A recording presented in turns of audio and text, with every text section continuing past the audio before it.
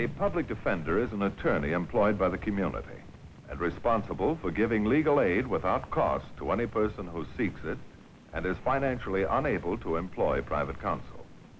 It is his duty to defend those accused of crime until the issue is decided in the court of law. The first public defender's office in the United States was opened in January 1913. Over the years, other offices were opened. And today, that handful has grown to a network of lawyers cooperating to protect the rights of our clients.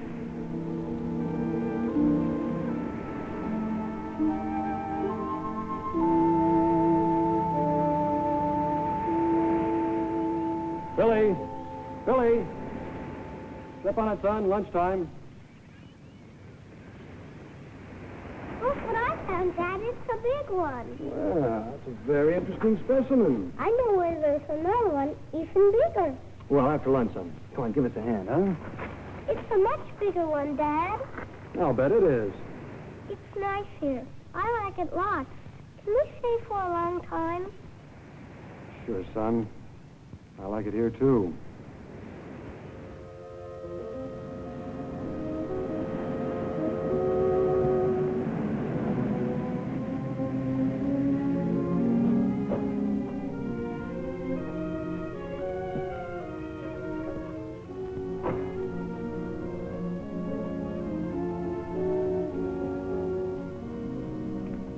Know where we can find the manager of this place? Sure. Well, where is he? Well, you can usually find him over there at the office, but right now he's over here fixing something. You the manager? Yep. Well, why didn't you say so? Well, you never asked me that. What can I do for you? We're looking for a man named Jeff Norton. No. Stanley Harper, Robert Owen, Joshua Adams.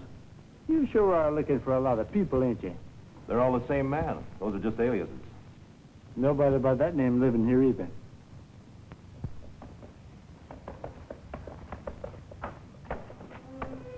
Maybe you'll recognize this.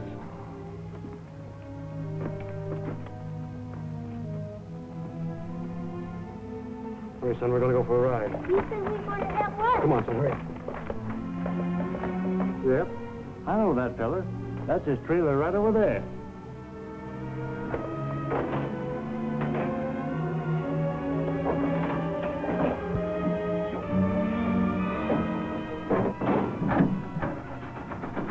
Get out.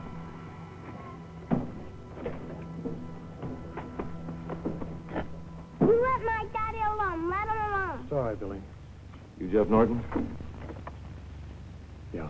You'd better come along. 6 years of running.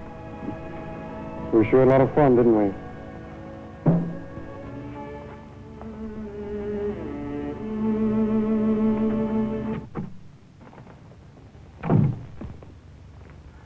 Are you in charge of the Norton case? Yes, what can I do for you, Mr. I'm Ben Foreman, an art dealer. I've known Jeff for years. Sit down, Mr. Foreman. You've got to do something for him, Mr. Matthews. Jeff is no criminal. He's a fine, talented man. He was justified in what he did. It's a serious charge, Mr. Foreman, child stealing. But it was his own son. The boy's grandparents were given custody of the child in a court of law. Jeff was helpless. It was Harrington and his million-dollar lawyers against him. The boy belongs with his father. It's his son. I can understand his bitterness, but that's no reason for abducting the boy and avoiding the police and running away for 6 years. All right, suppose you tell me about it, Mr. Foreman. Well, I've known Jeff as a youngster, before Billy was born, before he married Barbara. How did they meet? The ironical part of it is that the Harringtons inadvertently arranged their introduction. Harrington has probably one of the finest art collections in the city. Every once in a while, he'd invite the public in for a showing. What Ben Foreman told me could have been a story out of an old movie. The story of a young painter and a rich girl. They were immediately attracted to each other. They spoke the same language, liked the same things. It was love at first sight, and less than a month later, they were married. It was a big wedding, one concession Jeff made to the Harringtons, who had been opposed to the marriage from the beginning. Jeff and his bride started their new life in a walk-up flat in the Latin Quarter.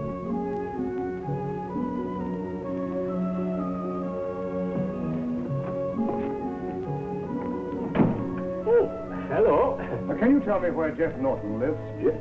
Oh, yes, but you don't look like you need a free meal. He's one flight up. I am going to the party also. Just follow me, eh? Well, thank you. Loudest loud is here. Let's eat, eh? Leo, come on in. Darling, my boy. Hello, Mother. Barbara. Dad, how nice of Oh, you to Dad. come. Nice to see you. It's wonderful to see you, Barbara. But I'm not used to mountain climbing. It's very nice, dear. Well, come on in. I want you to meet everybody. Mrs. Peroni, How do you Mrs. do? Peroni, Mr. Foreman, where are you? Here. My mother and father, Mr. and Mrs. Harrington. How do you do? And Vladislav. I already meet him. When do we eat? In a minute, Vladislav. Spaghetti marinara takes a little time. I fix the sauce. Look at it. The lines. The grace. The result of 3 months' work. It's beautiful, darling. Well, it's certainly different. Foreman, my latest work. You put it in a store and sell it for me. Yes, Foreman. I'm doing you the honor of asking you to represent my creations. I will, Peroni, when I can understand them. What is there to understand? He says it's sculpture, so it's sculpture. You buy it, Ladislaus? No, it stinks. It's only my opinion, though. Someday somebody stupid will like it. Everybody come and get it. It's all ready. Oh, beautiful. And they look good. And about time.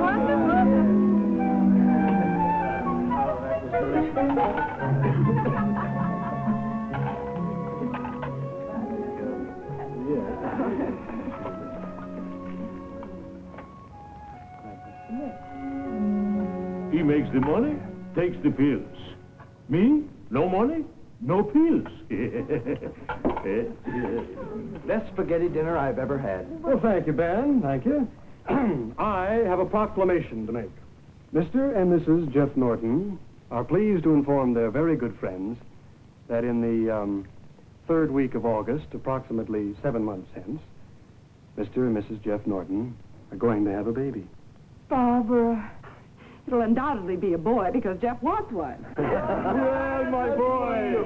Congratulations. Well, thank you. I appreciate it very much. You're all invited to face the floor.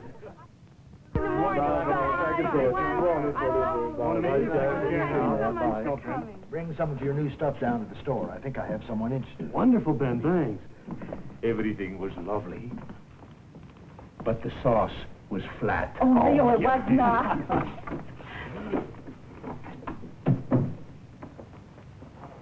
You don't have to go yet. Oh, sure. Stick around. We haven't had a chance to talk. What did you think about our news? I think it's wonderful. Well, I don't, Barbara. You might have waited until things were better before starting a family. We're not worried. They'll be better. We'll be all right, Mr. Harrington. I doubt it. We're only thinking of you. This sort of life may be all right for people who are struggling to get ahead. People who have no other resources, but... Oh, Barbara, your having a baby changes everything. Don't worry about me, Mother. I'm going to be just fine. Oh, don't be stubborn. We can help. You can move into our house and... We're staying here. Mother, to hear you talk, you'd think we were living in the last outpost. Why, our neighbor, Mrs. McGinty's had 6 babies, and she takes in washing. But you're not a McGinty, Barbara. You're a Harrington.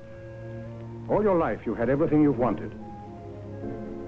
Now that you're having a baby, our grandchild, you should be properly cared for. Staying here is ridiculous. This is what we can afford, Mr. Harrington. Obviously. And it's not good enough for my daughter. Stop it, Dad. You have no right to say that. We have a right, Barbara, to see that you're cared for. We're your parents. And I'm her husband, Mr. Harrington. This is our home. We're happy here.